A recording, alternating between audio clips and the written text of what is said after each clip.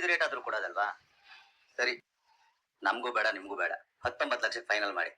ಇಲ್ಲ ಅಂದ್ರೆ ನಿಮ್ ದಾರಿ ನಿಮ್ಗೆ, ನಮ್ ದಾರಿ ನಮ್ಗೆ. 19 ಲಕ್ಷನಾ? ಸರಿ, ನೀವು ಹೇಳ್ದಾಗೆ ಆಗ್ಲಿ.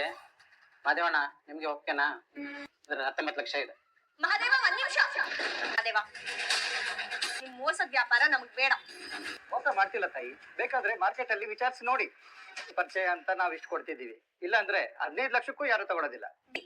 ನಮಗೂ 18 ಲಕ್ಷ ಕೊಡೋದಕ್ಕೆ ಇಷ್ಟ ಇಲ್ಲ. ಇದ್ರ ಬೆವರು, ಶ್ರಮ, ಶ್ರದ್ಧೆ, ಆಸೆ ಕನಸುಗಳಿಗೆ ಬೆಂಕಿ ಇಡೋ ನಿಮ್ ವ್ಯಾಪಾರ ನಮಗ್ ಬೇಕಿಲ್ಲ. ಅಣ್ಣ, ಏನ್ ಈಗ ಮಾತಾಡ್ತಿದ್ದಾರೆ ಇವ್ರ? ನಿಮ್ಗೆ ಇದೆಲ್ಲ ಗೊತ್ತಾಗಿಲ್ಲ. ಮಾದೇವ, ನೀನು ಈಗಿನ ಮಾರ್ಕೆಟ್ ರೇಟ್ ನ ಸ್ಟಡಿ ಮಾಡಿಲ್ಲ. ಈಗ ವ್ಯಾಪಾರ ಮಾಡೋದಕ್ಕೆ ಮಧ್ಯವರ್ತಿಗಳು ಬೇಕು ಅಂತ ಇಲ್ಲ. ಇದ್ರಲ್ಲೂ ಈ ತರ ಒಂದ್ ರೇಟ್ ಹೇಳಿ ಆಮೇಲೆ ಇನ್ನೊಂದ್ ರೇಟ್ ಹೇಳೋಂತವ್ರಂತೂ ಬೇಕೇ ಇಲ್ಲ. ನಿನ್ ವ್ಯಾಪಾರ ಚೆನ್ನಾಗೇ ಆಗುತ್ತೆ, ಬೈಯರ್ಸು ಸಿಗ್ತಾರೆ. ಕೇಳು, ನಿನ್ ಬೆಳೆಗಳ ಮೇಲೆ ನಿನಗ್ ನಂಬಿಕೆ ಇಲ್ವಾ? ಅಣ್ಣ, ನೀವು ದೊಡ್ಡ ರೈತರು, ಎಂಟಿ ಮಾತು ಕೇಳಿ ವ್ಯಾಪಾರ ನಿಲ್ಲಿಸ್ತೀರಾ? ಧಕ್ಕೆ ಅಲ್ವಾ ಇದು? ವ್ಯಾಪಾರ ಮಾಡಕ್ಕೆ, ವ್ಯವಹಾರ ಮಾಡಕ್ಕೆ ಗಂಡ್ಸಾದ್ರೇನು ಹೆಂಗ್ಸಾದ್ರೇನು ತರ ಇರ್ಬೇಕಷ್ಟೇ. ಬಹು ಬುದ್ಧಿವಂತ ಅವಳೆ, ಅವಳು ಬೇಡ ಅಂತ ಹೇಳ್ತಾವಳೆ ಅಂದ್ಮೇಲೆ ಅದರಿಂದ ಏನೋ ಒಂದ್ ಕಾರಣ ಇರ್ತದೆ. ಅಣ್ಣ, ನನ್ಗೆ ನಮ್ಮಮ್ಮ, ನನ್ನ ಹೆಂಡ್ರು ಇಬ್ರು 2 ಕಣ್ಗಳಿದ್ದಂಗೆ. ಕಡಿಮೆ ಬೆಲೆ ಕೊಡೋಕೆ ಇಷ್ಟ ಇಲ್ಲ. ಕಾವ್ಯನು ಬೇಡ ಅಂತವಳೆ ಅಂದ್ರೆ ಆ ದೇವರೇ ಬೇಕು ಅಂತ ಇದನ್ನೆಲ್ಲ ತಡಿತಿರ್ಬೋದು. ಈ ವ್ಯಾಪಾರ ಬೇಡ ಅಣ್ಣ, ಕ್ಷಮಿಸ್ಬಿಡಿ. ಅಣ್ಣ, ನಾವ್ ಇವಾಗ ಎದ್ದೋದ್ರೆ ಆಮೇಲೆ ನೀವು 15 ಲಕ್ಷ ಕೊಡ್ತೀನಿ ಅಂದ್ರೂ ನಾವ್ ಬರೋದಿಲ್ಲ. ಬೇಡ ಬಿಡಿ ಮಹಾದೇವ, ನಾನೀಗಾಗ್ಲೇ ಬೆಂಗಳೂರಲ್ಲಿ ಒಂದ್ ದೊಡ್ಡ ಕಂಪನಿ ಅವ್ರ ಹತ್ರ ಮಾತಾಡಿದೀನಿ. ಅವರು ವ್ಯಾಪಾರ ಮಾತಾಡೋದಕ್ಕೆ ಬರ್ತಾ ಇದ್ದಾರೆ. ನಾವಿನ್ ಹೊರಡ್ಬೋದು. ಪ್ಲೀಸ್ ಮ್ಯಾಮ್, ಕೂತ್ಕೊಳ್ಳಿ. ಏನಾಯ್ತೆ? ಇದು ಹೋಟೆಲ್ ಕಣೆ, ಪಂಚಾಯತಿ ಕಟ್ಟೆ ಇಲ್ಲ. ನ್ಯಾಯ ಪಂಚಾಯತಿ ಮಾಡೋದಕ್ಕೆ ನೀನ್ ಬಾ. ಇವತ್ ನಾನು ಏನು ಅಂತ ಇವ್ರಿಬ್ರಿಗೂ ತೋರಿಸ್ತೇನೆ. ಪ್ರೇಮ, ಸುಮ್ನೆ ಗಲಾಟೆ ಮಾಡ್ಕೊಳ್ತೀಯ? ಅವ್ರ ಇಷ್ಟ, ಅವ್ರ ಕೆಲಸ ಅವ್ರ ಏನೋ ಮಾಡ್ಕೊಳ್ತಾರೆ. ನಿಮ್ ಬಾರೆ. ಮಿಸ್ಟರ್, ನಿಮ್ ವೈಫ್ ಗೆ ಸ್ವಲ್ಪ ಮ್ಯಾನರ್ಸ್ ಕಲ್ಸಿ. ಇಷ್ಟ ತನಕ ಇಂಗ್ಲಿಷ್ ಅಲ್ಲಿ ಟಸ್ಸು ಪುಸ್ಸು ಅಂತ ಬೈತಿದೆ. ಬಾಯ್ ತುಂಬಾ ಉಗಿದ್ಮೇಲೆ ಕನ್ನಡ ಆಚೆ ಬರ್ತಿದೆ. ಇಷ್ಟ ತನಕ ಇಂಗ್ಲಿಷ್ ಅಲ್ಲಿ ಮಾತಾಡಿದ್ದು ಬಿಲ್ಡಪ್ ಕೊಡೋದಕ್ಕ? ಹೋಗ್ಲಿ ಬಿಡು ಅಂತ ಬಿಟ್ಬಿಡ್ಬೋದಿತ್ತು. ಆದ್ರೆ ಇವರು ಅಲ್ಲೋಡು, ಇಲ್ಲಿ ಮಕ್ಳು ಆಟ ಆಡ್ತಿದ್ದಾರೆ, ಎಲ್ಲ ದೊಡ್ಡವ್ರು ಕುತ್ಕೊಂಡಿದ್ದಾರೆ. ಅವ್ರು ಎಲ್ಲೆದ್ರುಗಡೆ ಈ ತರ ಬೆಂಕಿ ಎತ್ಕೊಂಡು ಹೋಗಿ ಬಿಡ್ತಿದಾರಲ್ಲ, ಇವ್ರಿಗೆ ಸಂಸ್ಕಾರ ಇಲ್ವಾ? ಅದು ನಮ್ಮ ಇಷ್ಟ ಕಣೆ. ಮೈಂಡ್ ಯೋಟ ಅಂತ. ನಿಮ್ಗೆ ಸ್ಮೋಕ್ ಮಾಡ್ಬೇಕು ಅಂದ್ರೆ ಸ್ಮೋಕಿಂಗ್ ಝೋನ್ ಹೋಗಿ ಮಾಡಿ. ಈ ತರ ಫ್ಯಾಮಿಲಿ ಇರೋ ಜಾಗದಲ್ಲಿ ಮಾಡೋದಲ್ಲ. ಇಟ್ಸ್ ಅಫೆನ್ಸ್, ಗೊತ್ತಲ್ವಾ? ಏನಾಗ್ತಿದೆ ಇಲ್ಲಿ? Any problem? ನೋಡಿ, ಫ್ಯಾಮಿಲಿ ಇದಾರೆ, ಮಕ್ಳಿದ್ದಾರೆ, ಈ ಜಾಗ ನಿಂತ್ಕೊಂಡು ಇವ್ರು ಸ್ಮೋಕ್ ಮಾಡ್ತಿದ್ರೆ, ಅದು ನನ್ನ ವೈಫ್ ಕೇಳಿದಕ್ಕೆ ಅವ್ರ ಹತ್ರ ಜಗಳ ಮಾಡ್ತಿದ್ರೆ. ಅಲ್ಲ, what is this? Madam, sir ಮತ್ತೆ ಮೇಡಮ್ ಹೇಳ್ತಿರೋದು 100ಕ್ಕೆ 100 ಭಾಗನೂ ನಿಜಾನೆ. ಇದು ಸ್ಮೋಕಿಂಗ್ ಝೋನ್, ಇಲ್ಲಿ ಯಾರು ಸ್ಮೋಕ್ ಮಾಡೋ ಹಾಗಿಲ್ಲ. ಪ್ಲೀಸ್ ಸ್ಮೋಕಿಂಗ್ ಝೋನ್ ಹೋಗಿ. ಹಲೋ, ನಾನು ಡೈಲಿ ಕಸ್ಟಮರ್, ನಂಗೆ ಮಾತಾಡ್ತೀರಾ? So rules is rules ma'am. ಗೋಸ್ಕರ ಅಂತಾನೆ ಸ್ಮೋಕಿಂಗ್ ಝೋನ್ ಇದೆ. ದಯವಿಟ್ಟು ಅಲ್ಲಿಗೆ ಹೋಗಿ, ಇಲ್ಲ ಅಂದ್ರೆ ಸೀರಿಯಸ್ ಆಕ್ಷನ್ ತಗೋಬೇಕಾಗುತ್ತೆ. ಮ್ಯಾನೇಜರ್ ಹೇಳಿದ್ ಕೇಳಿಸ್ತಾ? ಈ ತರ ಮಾಡ್ಬಿಟ್ಟು ಮಕ್ಳು ಆರೋಗ್ಯನ ಹಾಳು ಮಾಡ್ಬೇಡಿ. ಸತಿ ನನ್ ಕಣ್ಣಿಗೆ ಏನೋ ಕಾಣಿಸ್ಕೊಂಡ್ರೆ ಮ್ಯಾನೇಜರ್ ಇದಾರಲ್ಲ, ಅವ್ರು ನೋಡ್ಕೊಳ್ತಾರೆ. ಸುಮ್ಮನೆ ಗಲಾಟೆ ಮಾಡ್ತೀವಿ, ಬಾ ನಾವು ಹೋಗೋಣ. ಇವ್ರಿಗೆ ನಾನ್ ಬುದ್ಧಿ ಕಲ್ಸಿದ್ರೇನೆ ಕಲಿಯೋದು. ನಿನ್ ಪರಾಕ್ರಮ ನನಗೆ ಗೊತ್ತು. ನೀನ್ ಬಿಟ್ರೆ ಇವರಿಬ್ರು ಜನ್ಮನ ಜಾಲ ಆಡ್ತೀಯ ಅಂತ ಗೊತ್ತು. ಬಾರೆ ಹೋಗೋಣ, ಎಲ್ರು ನೋಡ್ತಿದಾರೆ. ಬಾರೆ ಪ್ಲೀಸ್ ಕಣೆ, ಬಾರೆ ಹೋಗೋಣ. ಬಾರೆ ಹೋಗೋಣ. ಬ್ಯಾಟವ್ರ ತರ ಕಾಡ್ತಾರೆ, ಇವರು ವ್ಯಾಪಾರ ಮಾಡ್ತಾರ? ನನಗೂ ಗೊತ್ತಿಲ್ಲ ಮಾದೇವ, ಸ್ವಲ್ಪ ನೋಡು ಸುಮ್ನೆ. ಮಾದೇವ್ರೆ, ಭತ್ತ ಬಾಳೆ ತೋಟಕ್ಕೆ ಹೋಗಿ ಬಂದ್ವಿ. ಕ್ವಾಲಿಟಿ ಮಾತ್ರ ತುಂಬಾ ಅದ್ಭುತವಾಗಿದೆ. ಬಾಳೆ ಮಲ್ನಾಡ್ ಸೈಡ್ ಮಾತ್ರ ನೋಡಿದ್ವಿ, ಇಲ್ಲೂ ಈ ರೀತಿ ಬೆಳೆದಿದ್ದೀರಾ ಅಂದ್ರೆ ತುಂಬಾ ಗ್ರೇಟ್. ಸರ್, ಅಲ್ಲ, ನಮ್ ಬಾಳೆ ತೋಟ ಎಲ್ಲದೆ ಅಂತ ನಿಮ್ಗೆ ಹೆಂಗ್ ಗೊತ್ತು?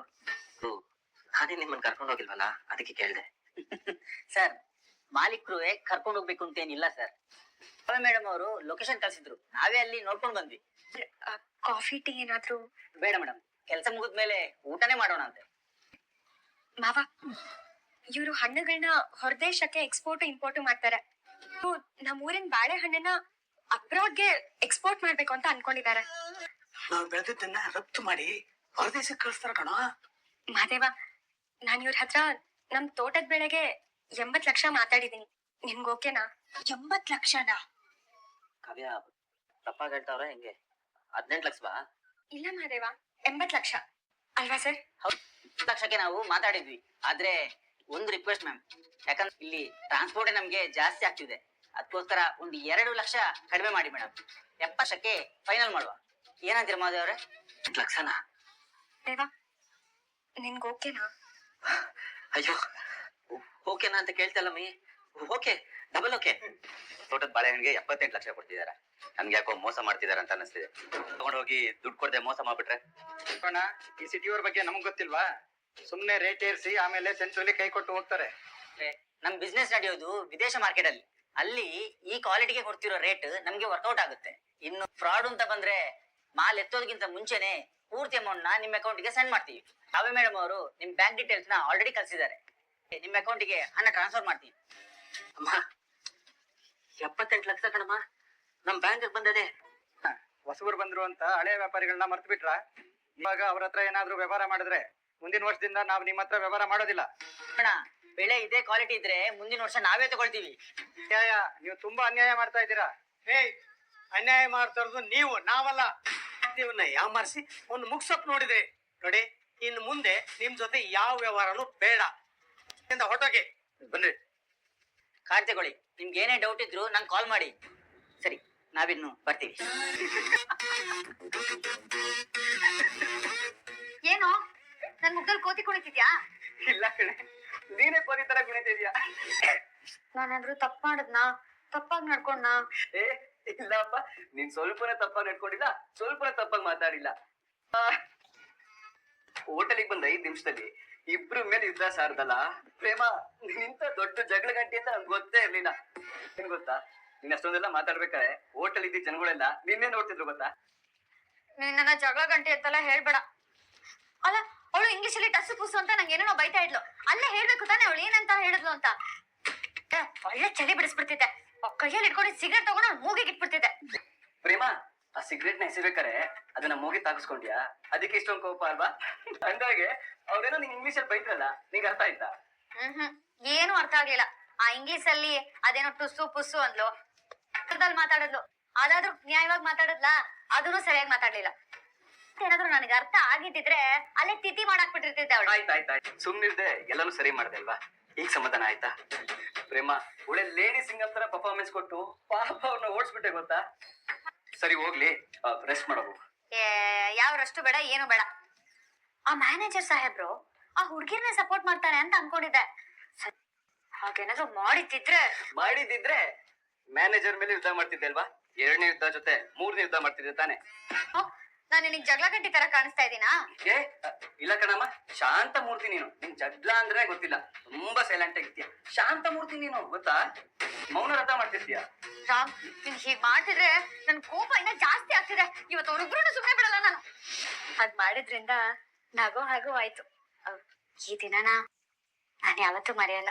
ಏನ್ ವಿಷಯ ಅಂತ ಹೇಳು. ಯಾನಿನ್ನ ನಿನ್ ತಲೆಯಿಂದ ಏನಾರ ಕಣ್ಣೈತ ಕಾವ್ಯ? ನಾನ್ ಬಂದೀವಿ ನಿನ್ ಹೆಂಗ್ ಗೊತ್ತಾಯ್ತು ನಿನ್ಗೆ? ಗೊತ್ತಾಯ್ತು, ಏನ್ ವಿಷಯ ಅಂತ ಹೇಳು. ನನಗೂ ಗೊತ್ತಾಯ್ತು ಬಿಡು. ಏನು? ಮನ್ಸಾಗಿರೋರು ಬರೀ ಬೆನ್ನಿಂದೆ ಅಷ್ಟೇ ಅಲ್ಲ, 100 ಮೀಟರ್ ದೂರದಾಗಿದ್ರು ಬಂದವ್ರೆ ಅಂತ ಗೊತ್ತಾಯ್ತದಂತೆ. ಅಯ್ಯೋ ಅಯ್ಯೋ ಕಾವ್ಯ, ಕ್ಷಮಿಸ್ಬಿಡು. ತಪ್ಪಾಯ್ತು. ಪಾಪ ಮಾಡ್ಕೋಬೇಡ. ನಾನಿಲ್ಲಿ ನಿನ್ಗೆ ಸಿಟ್ಟರ್ಸಕ್ ಬಂದಿಲ್ಲ. ಅದು ನಿನ್ಗೆ ಧನ್ಯವಾದ ಹೇಳಕ್ ಬಂದೆ. ಯಾಕೆ? ಸಂದಾಗಾಯ್ತು ಕಣಮಿ. ಅಲ್ಲ ಕಣಮಿ, ಆಟು ದೊಡ್ಡ ಕೆಲಸ ಮಾಡಿದ್ಯಾ. ಈ ಮಾದೇವನ್ನ ಎಂತ ದೊಡ್ಡ ಅನಾಹುತದಿಂದ ಕಾಪಾಡಿದ್ಯಾ ನೀನು. ನಿನ್ಗೆ ಹೆಂಗ್ ಧನ್ಯವಾದ ಹೇಳೋದು ಅಂತ ಗೊತ್ತಾಗ್ತಿಲ್ವಲ್ಲ ಅಂತ ಓದಾಡ್ತಾ ಇದ್ದೀನಿ. ನೀನ್ ನೋಡ್ದೆ ನಾನೇನ್ ಮಾಡ್ದೆ ಅಂತ ಕೇಳ್ತಿದ್ಯಲ್ಲ. ಇದೇ ಕೆಲ್ಸನ ಬೇರೆ ಯಾರನ್ನ ಮಾಡಿದಿದ್ರೆ ಊರ್ ತುಂಬಾ ಹಂಗೆ ಟಾಮ್ ಹೊಡ್ಕೊಂಡ್ ಬಂದು ಈ ಮಾದೇವನ್ ತಲೆ ಮೇಲೆ ಕೂತ್ಬಿಟ್ಟಿರೋರು. ನೇರವಾಗಿ ವಿಷಯಕ್ ಬಾ. ಅಲಾಗ 60 ಲಕ್ಷದ ಮಾಲು ನಾನ್ ಬರೀ 19 ಲಕ್ಷಕ್ಕೆ ಕೊಟ್ಬಿಡ್ತಿದ್ನೇನು. ನೀನ್ ಆ ಪ್ಯಾಟೆ ಅವ್ರನ್ನ ಕರ್ಕೊಂಡ್ ಬಂದು ವ್ಯವಹಾರ ಮುಗಿಸ್ಬಿಟ್ಟೆ. ಇದಕ್ ಬರೀ ಟ್ಯಾಂಕಿ ಹೊಡೆದ್ರೆ ಸಾಕಾಗಕ್ಕಿಲ್ಲ. ಈ ನಿನ್ ಋಣ ತೀರ್ಸೋದಕ್ಕೆ ನಾನ್ ಬೇರೆ ಏನಾರ ಮಾಡ್ಬೇಕು. ಆದ್ರೆ ಏನ್ ಮಾಡೋದು ಅಂತಾನೆ ಗೊತ್ತಾಯ್ತಿಲ್ವೇ. ಬಿಡು ಮಾದೇವ, ಅಷ್ಟೊಂದ್ ತಲೆ ಕೆಡಿಸ್ಕೋಬೇಡ. ಆ ಸಮಯದಲ್ಲಿ ನಾನ್ ಏನ್ ಮಾಡ್ಬೇಕಿತ್ತು ಅದನ್ನೇ ಮಾಡ್ದೆ ಅಷ್ಟೇ. ಹೇಳೆ, ನಮ್ಮ ಅಪ್ಪನ ತೋಟದಲ್ಲಿ ಈ ರೀತಿ ತೊಂದ್ರೆ ಆಗಿದ್ರೆ ನಾನ್ ಹೀಗೆ ಮಾಡ್ತಿದ್ದೆ. ಫ್ಯಾಮಿಲಿ ಸೆಂಟಿಮೆಂಟು ಹಂಗಲ್ಲ. ಅದು ಮಾತಲ್ಲದೆ ಬೇರೆ ಹೆಂಗಾರ ಟ್ಯಾಂಕ್ಸ್ ಹೇಳ್ಬೇಕು ಅಂತ ಅನ್ಕೋತಾ ಇದೀನಿ. ಹೆಂಗೆ ಅಂತ ಗೊತ್ತಾಯ್ತಿಲ್ಲ. ಒಂದ್ ಕೆಲ್ಸ ಮಾಡ್ಲಾ, ನಿಂತ್ಕೊಂಡು ಒಂದ್ ರೌಂಡ್ ಹಿಂಗ್ ಗಿರಗಿರ ಅಂತ ತಿರ್ಗಿಸ್ಬಿಡ್ಲಾ? ಬೇಡಪ್ಪ, ನೀ ನನ್ನ ಆಕಾಶ ಕರ್ಕೊಂಡ್ ಹೋಗೋದೇನ್ ಬೇಡ. ನಾನ್ ಭೂಮಿನಲ್ಲೇ ಇರ್ತೀನಿ ಅನ್ಸು ಅಂತ ನೀ ನನ್ಗೆ ಇರಿಟೇಟ್ ಮಾಡೋಕ್ ಬಂದ್ರೆ ಸರಿಗಿರೋದಿಲ್ಲ. ಆಯ್ತು ಬಿಡು. ಕಾವ್ಯ, ಬೆಳೆನ ಕಾಪಾಡ್ದೆ. ನಮ್ ಕಾವ್ಯ ನಿನಗೆ ಎಷ್ಟು ದೊಡ್ಡ ಸಹಾಯ ಮಾಡಿದಾಳೆ. ನೀನ್ ಬರೀ ಬಾಯಿ ಮಾತಲ್ಲಿ ಥ್ಯಾಂಕ್ಸ್ ಅಂತ ಹೇಳ್ಬಿಟ್ರೆ ಸಾಕಾ? ನೀ ನಮ್ ಕಾವ್ಯನ್ಗೆ ಏನಾದ್ರೂ ಒಂದ್ ಒಳ್ಳೆ ಗಿಫ್ಟ್ ಕೊಡ್ಸ್ಲೇಬೇಕು. ಅಯ್ಯೋ ಅತ್ತೆ, ನಂಗೇನು ಬೇಡ. ಸುಮ್ನಿದ್ರೆ ನನ್ಗಷ್ಟೇ ಸಾಕು. ನಾನೇನಾರ ನನ್ ಮನ್ಸಾಗಿರೋ ಗಿಫ್ಟ್ ನೋಡು ಕೊಟ್ರೆ ಕಾವ್ಯ ನನ್ನ ಇಟ್ಟಾಡ್ಸ್ಕೊಂಡ್ ನೋಡಿತಾಳೆ. ಯಾಕೋ ಕಾವ್ಯ ನಿನ್ಗೆ ಹೊಡಿತಾಳೆ? ನೀನ್ ಕೊಡೋ ಗಿಫ್ಟ್ ಅಲ್ಲಿ ಅಂತದೇನೋ ಇದೆ. ಕೊಡೋ ಗಿಫ್ಟ್ ಅಂತದ್ದು ಕಣಮ್ಮ. ಕಾವ್ಯ ಅಂತೂ ನನಗ್ ಕೊಡಕ್ಕಿಲ್ಲ, ನಾನ್ ಕೊಟ್ರೆ ನನ್ನ ಉಳ್ಸಕ್ಕಿಲ್ಲ. ಹಾಗಾದ್ರೆ ಒಂದ್ ಕೆಲ್ಸ ಮಾಡು, ನೀನ್ ಕೊಡ್ಬೇಕಾಗಿರೋ ಗಿಫ್ಟ್ ನನಗ್ ಕೊಡು, ನಾನೇ ಕಾವ್ಯನ್ ಕೊಡ್ತೇನೆ. ಅದು ಅದು ಅದು ಕಾವ್ಯ, ನನ್ ಮಗ ನಿನ್ನ ಎಷ್ಟೊಂದ್ ಪ್ರೀತಿಸ್ತಾನೆ ಅಂತ ಮಹಾದೇವು ಯಾರಿಗೂ ಬಾಯ್ ಬಿಟ್ಟು ಧನ್ಯವಾದ ಅಂತ ಹೇಳೇ ಇಲ್ಲ. ಇವತ್ತು ಅವನ ಕಣ್ಣಲ್ಲೇ ಕೃತಜ್ಞತೆ ಹೇಳ್ಬೇಕು ಅನ್ನೋದು ಕಾಣಿಸ್ತಿತ್ತು. ವ್ಯಾ, ನೀನು ಅವನಿಗೆ ಮಾಡಿರೋದು ಅಂತಿಂತ ಸಹಾಯ ಅಲ್ಲ. ಇವತ್ತು ಅವನ್ ಮೇಲಿದೆ ನಂಬಿಕೆ ಅವನಿಗೆ ಹೋಗಂತ ಸ್ಥಿತಿ ಬಂದಿತ್ತು. ನೀನು ಆ ನಂಬಿಕೆನ ಕೆಳಗ್ ಬೀಳ್ದಿರೋ ಹಾಗೆ ಹಿಡಿದು ಮೇಲೆತ್ತಿದ್ಯಾ.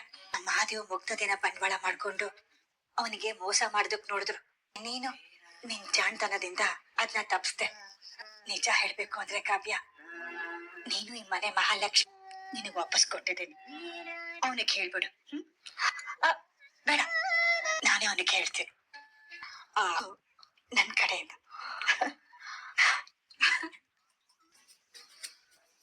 ಅಮ್ಮ, ಈಗಷ್ಟೇ ನಾನೇ ನಿಂಗ್ ಫೋನ್ ಮಾಡೋಣ ಅಂತ ಅನ್ಕೋತಾ ಇದ್ದೆ. ಬೆಂಗಳೂರು ಅಂತೂ ಜಬರ್ದಸ್ತ್ ಆಗಿದೆ ಅಮ್ಮ.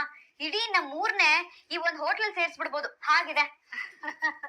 ರಾಮ್ ಹೇಗಿದ್ದಾನೆ? ನೀನ್ ಚೆನ್ನಾಗಿ ನೋಡ್ಕೊಳ್ತಿದ್ದಾನೆ ತಾನೆ? ಅಮ್ಮ, ಯಾಕೆ ಹಿಂಗ್ ಕೇಳ್ತಿದ್ಯಾ? ಹಂಗೆಲ್ಲ ಕೇಳ್ಬೇಡ. ರಾಮ್ ನನ್ನ ಸಿಕ್ಕಾಪಟ್ಟೆ ಚೆನ್ನಾಗಿ ನೋಡ್ಕೊತಾ ಇದ್ದಾನೆ. ಇವತ್ತು ನನ್ನನ್ನ ಇಡೀ ಊರೆಲ್ಲ ಸುತ್ತಾಡಿಸ್ತೀನಿ ಅಂತ ಹೇಳಿದಾನಮ್ಮ. ಅದಕ್ಕೆ ಈಗಷ್ಟೇ ರೆಡಿ ಆಗಿದ್ದೀನಿ ನಾನು. ಇವತ್ತು ಅವ್ರದ್ದು ಮೀಟಿಂಗ್ ಇದೆ, ದೊಡ್ಡ ದೊಡ್ಡವರೆಲ್ಲ ಬರ್ತಿರ್ತಾರೆ. ನಾನ್ ಬರಲ್ಲ ಅಂದ್ರು ರಾಮ್ ಬಿಡಲ್ಲ, ಒತ್ತಾಯ ಮಾಡಾದ್ರೂ ನನ್ನ ಕರ್ಕೊಂಡ್ ಹೋಗ್ತಾನೆ. ಅದಕ್ಕೆ ನೋಡು ಹೆಂಗ್ ರೆಡಿ ಆಗಿದ್ದೀನಿ, ಚೆನ್ನಾಗ್ ಕಾಣಿಸ್ತಿದ್ದೀನಾ? ತುಂಬಾ ಚೆನ್ನಾಗ್ ಕಾಣಿಸ್ತಿದ್ಯಾ ಕಣೆ.